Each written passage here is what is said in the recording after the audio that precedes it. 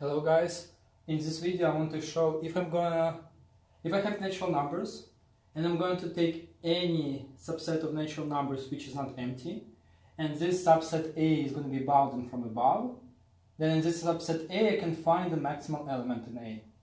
Why do I need this property? I want to use this property to show a division algorithm. So let's prove this proposition. And before we go and prove this proposition, we want to remind ourselves what does it mean for subset A to be bounded from above. So we're saying that A is bounded,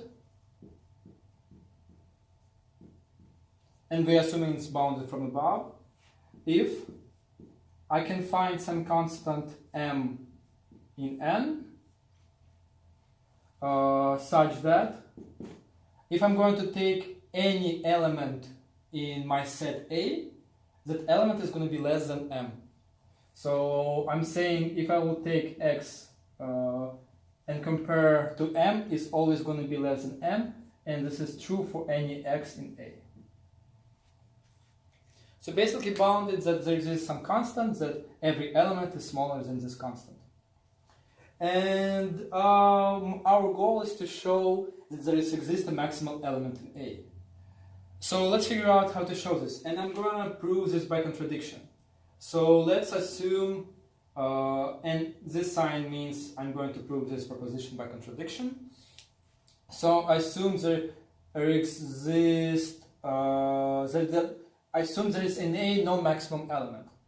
So what does it mean that there is an A no maximum element? It means if I will take any element y in A, I can find some element x, let's say x1 in A, such that my element x is going to be strictly bigger than 1. So basically I'm saying that for every element in A, I can find another element in A which is going to be bigger.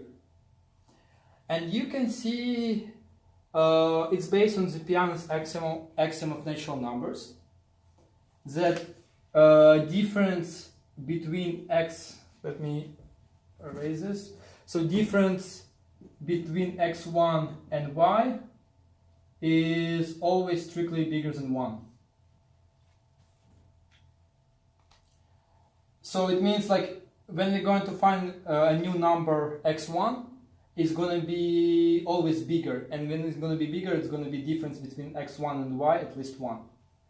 Why this is true? Why we cannot, for example, to have that x1?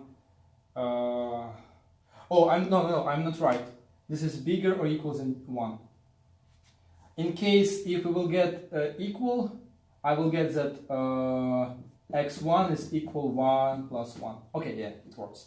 So my goal is to show that for new number x1, it's going to be at least bigger than number y by 1. So every time when we're going to find a new element, this element is going to be bigger than the previous one, at least by 1 unit.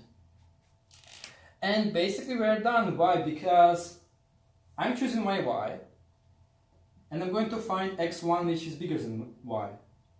And then I can find x2 which is bigger than x1. Why? Because I'm saying for every element in y I can find another element. And in such way I can construct a sequence of elements which is always bigger than each other. Do you see the contradictions that I got? And where is going to be my contradiction? Contradiction is going to be right here. Why? Because I know that A is bounded. So what does it mean A is bounded? It means there exists some constant m, and m is a natural number.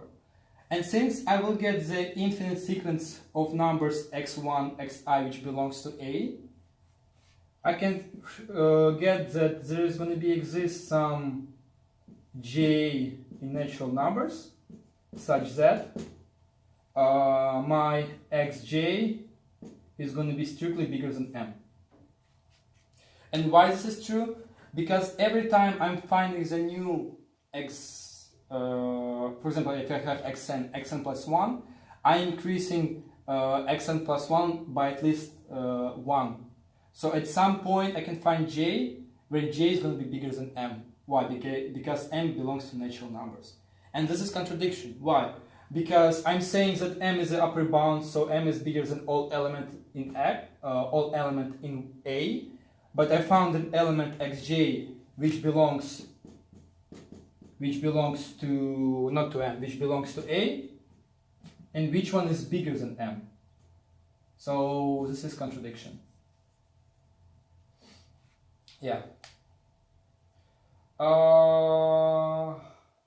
There's another property that I need to show, but I'm showing this in another video, that this male element is going to be unique. And basically how we're showing this? We're showing this by using a least upper bound property, but you can see I was proving this without least upper bound property. I was just using that definition of my non-empty subset of natural numbers to be bounded. Yeah, so basically here we can finish.